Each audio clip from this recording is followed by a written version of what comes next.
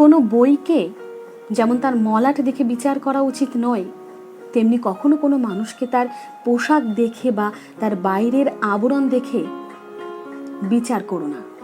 কারণ অনেক বড় বড় মাপের মানুষরা সাধারণ জীবনযাপন করতে পছন্দ করে।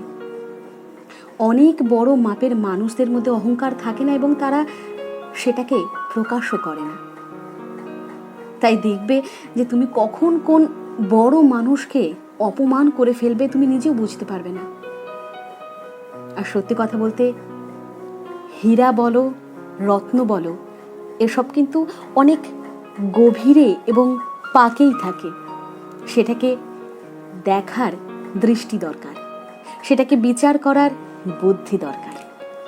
তাই কখনোই কোনো মানুষের বাইরের পোশাক দেখে তার সম্পর্কে বিচার করতে যেও না, মন্তব্য করতে যেও না।